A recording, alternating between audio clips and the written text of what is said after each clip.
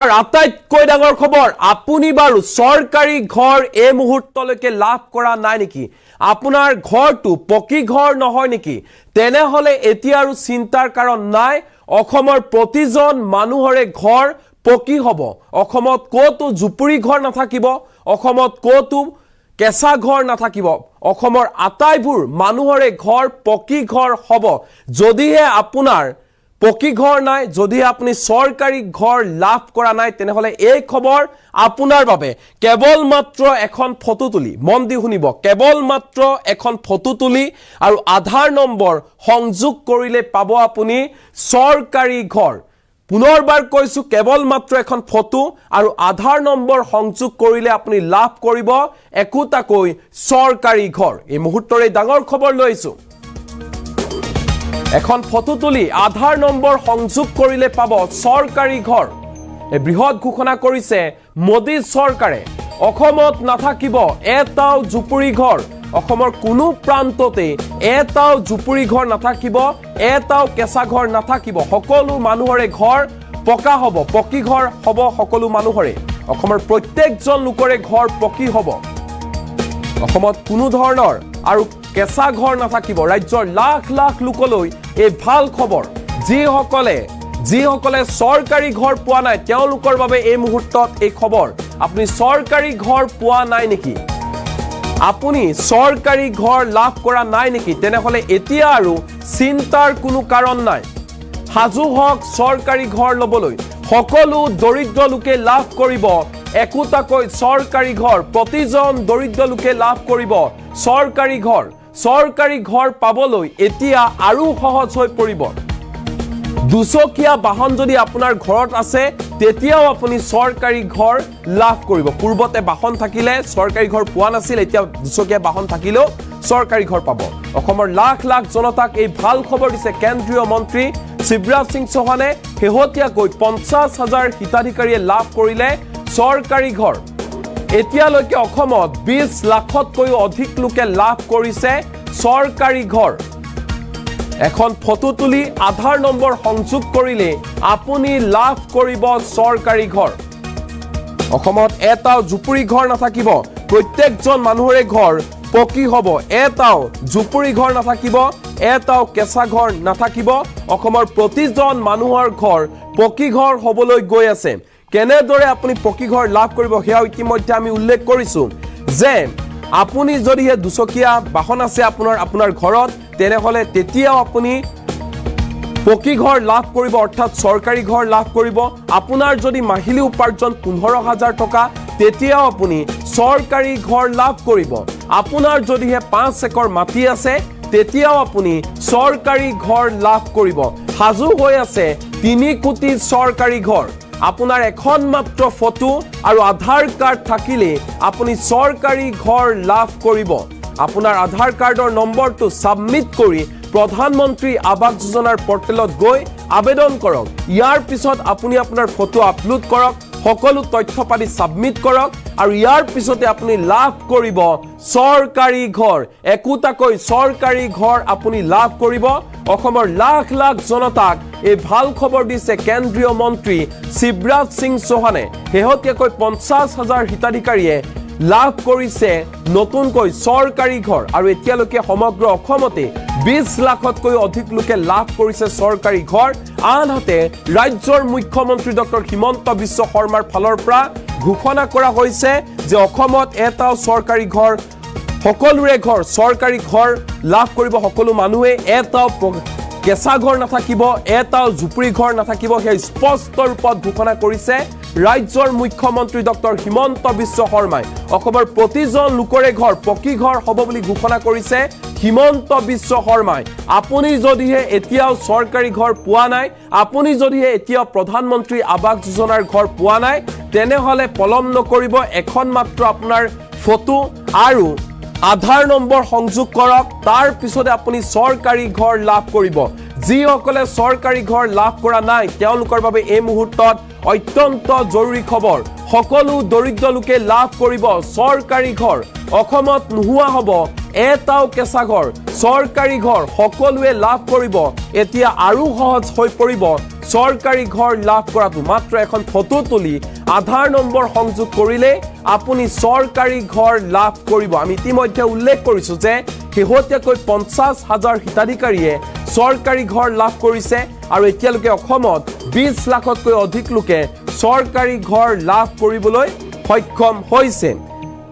আপুনি এখন মাত্ৰ ফটো তোলক আৰু আধাৰ কাৰ্ড আপোনাৰ যদি আছে তেনেহলে আপুনি চৰকাৰী ঘৰ লাভ কৰিব। আপোনাৰ আধাৰ কাৰ্ডৰ নম্বৰটো সাবমিট কৰি প্ৰধানমন্ত্ৰী আৱাস যোজনাৰ পোৰ্টেলত যাওক, তাত গৈ আবেদন কৰক আৰু ইয়াৰ পিছত আপুনি আপোনাৰ ফটো আপলোড কৰক। সকলো তথ্য পাতি যিসমূহ তথ্য আপোনাৰ পৰা বিচাৰে সেইসমূহ তথ্য পাতি আপুনি সাবমিট কৰক আৰু তাৰ পাছতে আপুনি অতি সহজে চৰকাৰী ঘৰ লাভ কৰিব। সাজু হৈ আছে 3 কোটি চৰকাৰী ঘৰ।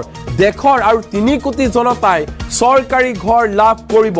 আপোনাৰ যদিহে 5 একৰ মাটি আছে তেতিয়াও আপুনি চৰকাৰী ঘৰ লাভ কৰিব। আপুনি যদি মাহিলী উপাৰ্জন 15,000 টকা, আপোনাৰ প্ৰত্যেক মাহৰ উপাৰ্জন 15,000 টকা, তেতিয়াও আপুনি চৰকাৰী ঘৰ লাভ কৰিব। আপোনাৰ যদিহে দুচকীয়া বাহন আছে ঘৰত তেতিয়াও আপুনি চৰকাৰী ঘৰ লাভ কৰিব। বৃহৎ ঘোষণা কৰিছে মোদী চৰকাৰে। সমান্তৰালকৈ আজি অসমত উপস্থিত হৈছিল কেন্দ্ৰীয় মন্ত্ৰী শিৱৰাজ সিং চৌহান আৰু শিৱৰাজ সিং চৌহানৰ ফালৰ পৰা স্পষ্ট ৰূপত ঘোষণা কৰা হৈছে যে অসমত এটাও কেঁচা ঘৰ নাথাকিব, জুপুৰি ঘৰ নাথাকিব। অসমৰ প্ৰত্যেকজন দৰিদ্ৰ লোকে একোটাকৈ পকী ঘৰ অৰ্থাৎ চৰকাৰী ঘৰ লাভ কৰিব। আকৌ 3 লাখতকৈ অধিক লোকে পাব বিনামূলীয়া চৰকাৰী পকী ঘৰ। 3,88,000 নতুন PMAY গৃহ নিৰ্মাণত অনুমোদন প্ৰদান কৰা হৈছে কেন্দ্ৰৰ ফালৰ পৰা আৰু 2025 বৰ্ষতে 3 লাখতকৈ অধিক চৰকাৰী ঘৰ নিৰ্মাণ কৰা হ'ব অসমত। আপোনাৰ নামো আহিব পাৰে এইবাৰ। আপুনি খৰটকীয়া কৰক, খৰটকীয়াকৈ আপুনি আবেদন কৰক পোৰ্টেলৰ মাধ্যমত, ফটো সাবমিট কৰক, সমান্তৰালকৈ আধাৰ কাৰ্ডৰ নাম্বাৰ সংযোগ কৰক। তাৰ পিছতে যিসমূহ প্ৰয়োজনীয় তথ্য পাতি আপোনাৰ পৰা বিচাৰিব সেইসমূহ তথ্য পাতি আপুনি জমা দিয়ক আৰু ইয়াৰ পিছতে আপুনি অতি সহজে চৰকাৰী ঘৰ লাভ কৰিব। 3 লাখতকৈ অধিক লোকে এইবাৰ বিনামূলীয়া চৰকাৰী পকী ঘৰ লাভ কৰিব বুলি ঘোষণা কৰা হৈছে। 3,88,000 নতুন প্ৰধানমন্ত্ৰী আৱাস যোজনাৰ গৃহ নিৰ্মাণত অনুমোদন জনাইছে মোদী চৰকাৰে আৰু 2025 বৰ্ষতে 3 লাখতকৈ অৰ্থাৎ এই বছৰতে 3 লাখতকৈ অধিক চৰকাৰী ঘৰ নিৰ্মাণ কৰা হ'ব অসমত। আধাৰ কাৰ্ড থকা লোকেহে আবেদন কৰিব পাৰিব চৰকাৰী ঘৰৰ বাবে। কেঁচা ঘৰ থকা প্ৰত্যেকটো পৰিয়ালে নিজে অনলাইন আবেদন কৰিব পাৰিব আৰু অতি সহজে লাভ কৰিব চৰকাৰী ঘৰ। এই মুহূৰ্তত কেন্দ্ৰীয় মন্ত্ৰী শিৱৰাজ সিং চৌহানৰ ভাষ্য আমাৰ লগত আছে। নিজৰ ভাষণত কি কৈছে অসমত উপস্থিত হৈ মন দি শুনক। मंत्री बनने के बाद मामा भी पहली बार असम में आया है। हेमंत दा ने कहा अभी कि ये मकान तो बन गए 20 लाख, लेकिन जरूरत अभी और भी है। आप बताओ बहनों और भाइयों, हर गरीब का पक्का घर होना चाहिए कि नहीं होना चाहिए? जोर से बताओ, होना चाहिए कि नहीं होना चाहिए? तो दादा कह रहे हैं अभी तो आवास प्लस की सूची में से ही कुछ बचे हैं। दादा जो बन गया अब उनकी बात नहीं करूंगा, लेकिन आपने जो बताया और मैंने जानकारी ली, उस जानकारी के हिसाब से अभी 7,76,000 मकान उस सूची में से और बनना है। और इसलिए आज ही 3,88,000 मकान तत्काल हम स्वीकृत कर रहे हैं असम के गरीबों के लिए। मेरे अधिकारी यहां बैठे और ये कह के नहीं करूंगा, दादा भी आपको चिट्ठी भी देने वाला हूं, क्योंकि आपने पहले कह दी थी कि आओ तो कुछ लेके आना, तो लेके आया हूं। और 3,88,000 नहीं दादा, 3,88,000 अभी इसी वित्तीय वर्ष में, अगले महीने किस्त जारी कर सकते हैं आप, और उसके बाद अप्रैल के महीने में अगला वित्तीय वर्ष शुरू होते ही 3,88,000 और देके सूची को पूरा कर दिया जाएगा। आवास प्लस की सूची से एक भी लाभार्थी वंचित नहीं रहेगा। हेमंत विश्व शर्मा जी के नेतृत्व में प्रधानमंत्री जी के आशीर्वाद से यह चमत्कार होगा। इतने मकान एक साथ कभी नहीं बने। और इतना और बताता हूं कि इन दोनों में पैसा कितना लगेगा। आज जो मकान हम देंगे जो मैंने घोषित किया है उसमें 9,726 करोड़ रुपए की कुल राशि लगेगी, दोनों मिला के आज के। और जो मैंने अनाउंस किया अगले वित्तीय वर्ष के 16,159 करोड़ रुपया खर्च किया जाएगा गरीबों के मकान बनाने के लिए। और दादा, इसमें से 90% केंद्र सरकार का, 10% आपका, थोड़ा हमारा थोड़ा तुम्हारा, गरीबों का घर बन जाएगा, उनकी जिंदगी सफल और सार्थक हो जाएगी। लेकिन दादा यहीं तक नहीं रुके, उन्हें कहा भी तो कई रह गए, सर्वे में नाम छूट गए। तो मेरे बहनों और भाइयों, आप भी ध्यान से सुनना और बाकी को सुना भी देना कि जो मकान बचे हैं प्रधानमंत्री जी ने तय कर लिया है। सरकार बनते ही तीसरी बार उन्होंने ये तय किया था कि गरीबों के लिए 3 करोड़ घर और बनाए जाएंगे, 1 करोड़ शहर में और 2 करोड़ गांव में। तो जो छूट गए, बताओ भी छूट गए कि नहीं? कई लोग छूटे हैं कि नहीं? कई लोग छूटे हैं। तो अब जो छूटे हैं वो भी नहीं छूटेंगे। अब नया सर्वे शुरू किया जा रहा है, फिर से जो छूट गए हैं उनका नाम जोड़ने के लिए नया सर्वे। और नए सर्वे में भी 3 संशोधन किए। दादा, 3 संशोधन किए हमने, रणजीत जी भी सुन रहे हैं। नंबर 1, यहां लखपति दीदी अभियान चल रहा है। पहले पीएम आवास योजना में यह तय कर दिया था कि 10,000 रुपया हर महीने से ज्यादा जिसकी आमदनी होगी उसको मकान की पात्रता नहीं रहेगी। अब 10,000 रुपया तो हमारी लखपति दीदियां ऐसे ही कमा लेती है। अगर इसी सीमा को मान लिया तो ये तो मकान की दौड़ से बाहर हो जाएंगी।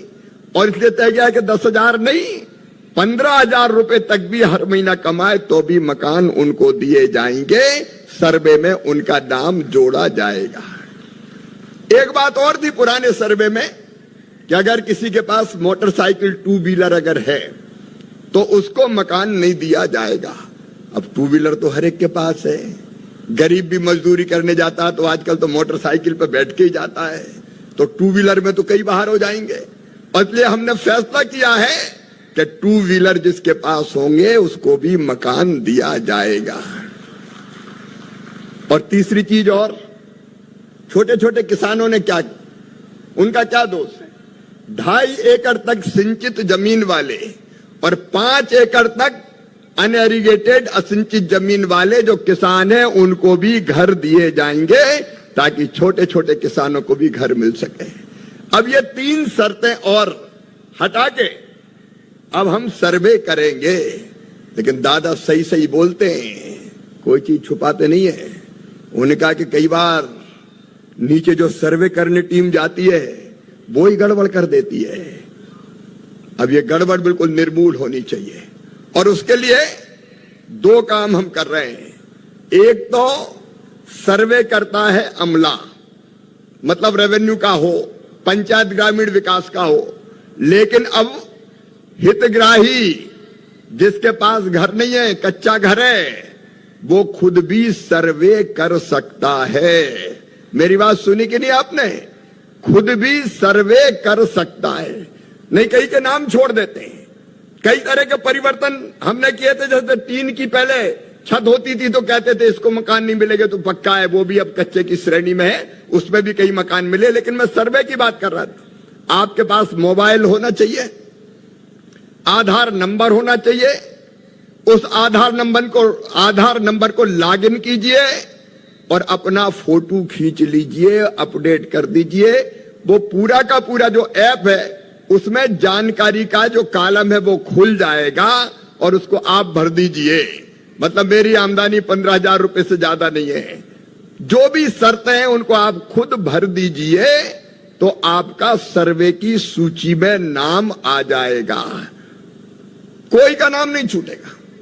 आप अपने मोबाइल से अपना स्व सर्वे, सेल्फ सर्वे कर सकते हैं। अब एक सवाल उठता है कि सेल्फ सर्वे करने पे अगर किसी ने गलत कर दिया तो उसका वेरिफिकेशन करवा लेंगे। और दादा, उस वेरिफिकेशन में हम सेल्फ हेल्प ग्रुप की बहनों को जिम्मेदारी देंगे कि वो वेरिफिकेशन करके आए।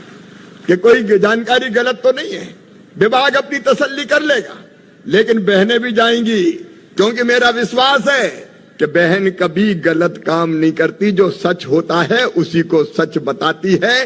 इसलिए सेल्फ हेल्प ग्रुप को भी इस काम में लगाया जाएगा। तो मुझे लगता है फिर सर्वे की सूची से कोई नाम नहीं छूटेगा, जब खुद ही सर्वे करना है। নতুন প্ৰধানমন্ত্ৰী আৱাস গৃহৰ অনুমোদন কৰে।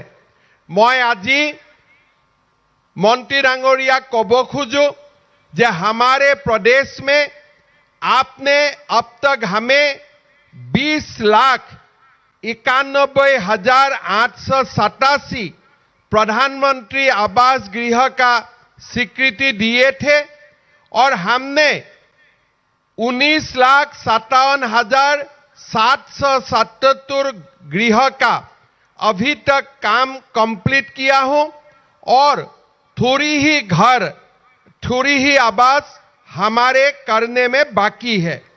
लेकिन हमने जो जियो टैग किए थे वो जियो टैगिंग का बाद हमारे पास 8 लाख बेनिफिशियरी का नाम है, जिसको अभी हम आवास देने में असमर्थ है।